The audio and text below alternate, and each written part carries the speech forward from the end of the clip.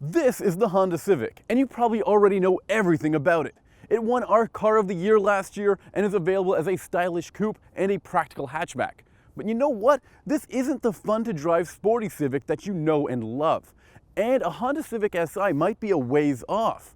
So what's a prospective sport compact car buyer supposed to do? Well, Hyundai thinks they have the answer in this, the Elantra Sport. It features a turbocharged engine and an aggressive design, along with an exclusive rear suspension setup. So, should you wait for a Civic Si, or should you grab one of these Hyundais right now? Let's find out.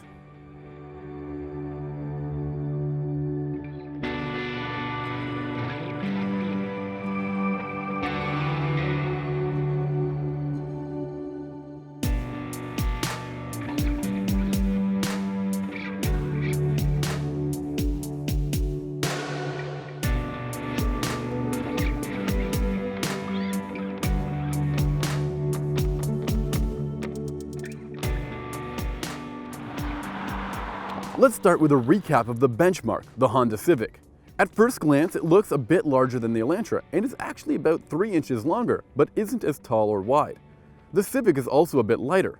Now design-wise, the shape is reminiscent of a sportback car like the Audi A7, and that's really appealing to some. On the road, you can tell right away that the Civic just isn't the sporty, fun compact it used to be. The steering is light and vague thanks to a variable ratio rack, and the suspension is soft and floaty.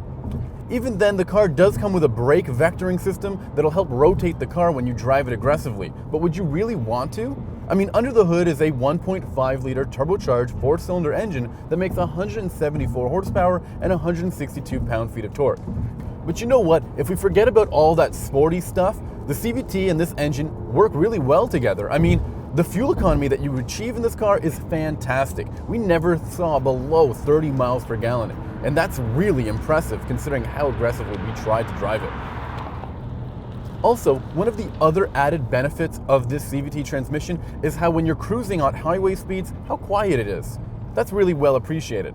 And now that we're done talking about all of the sporty elements that the Civic just doesn't have, we can talk about what it can do, which is drive.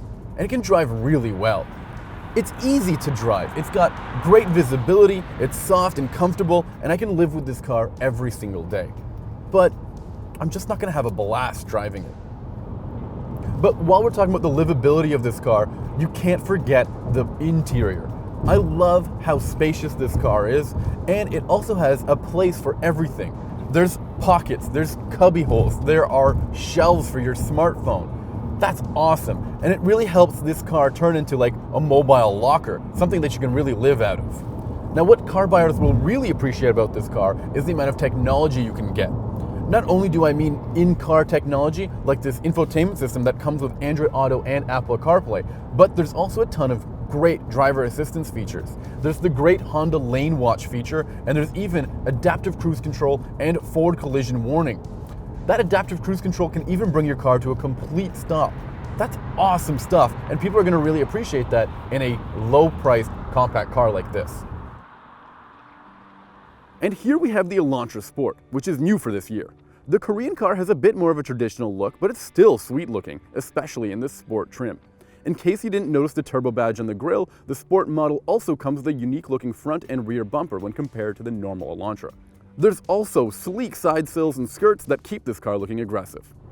When you fire up the Elantra Sport, you're greeted with this deep, raunchy exhaust note. And Hyundai has gone to great lengths to giving this car a very distinct sound signature, and I think they've really achieved that.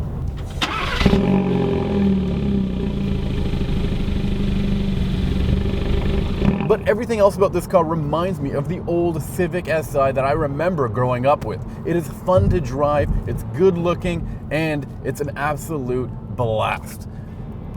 Now, I'm happy to report that this car has fantastic steering, and it doesn't have that vague, dead on-center feeling that you usually get in old Elantras.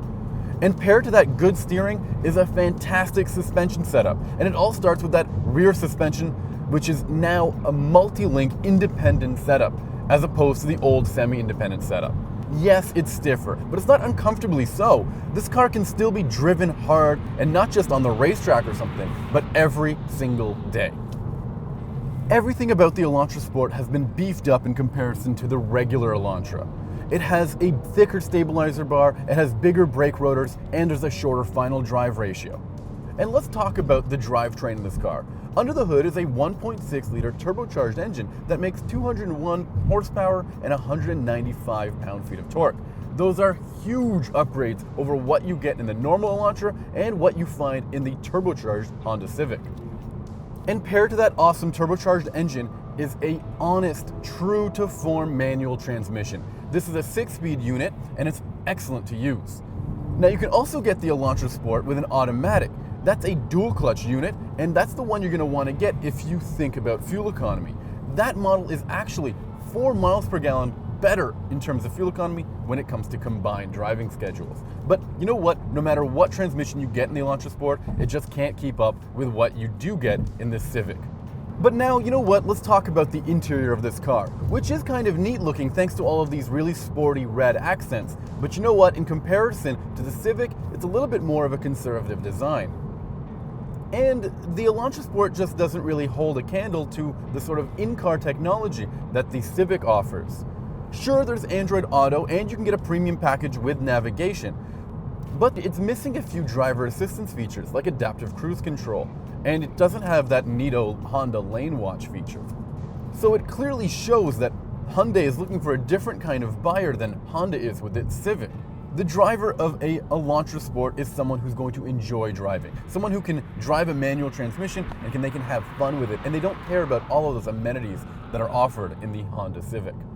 And while we're talking about the interior of this car, it's important to note that the Elantra has less cargo room than the Civic, and while it does feature more headroom than the Civic in both the front and the rear of the car, it has less rear leg room. So if you're going to be putting people in the back regularly, you've got to go with the Civic. It's clear why the Honda Civic is such a success. It's easy to drive, it looks great, is amazing with fuel, and is packed to the brim with technology. But if you want some driving fun to go along with your compact, well, the Elantra Sport is the car that you're waiting for. It drives great thanks to that awesome engine and amazing rear suspension setup. It's also a bargain at around $25,000. If you're looking for something that's truly sporty to go along with your compact, this is the car to get.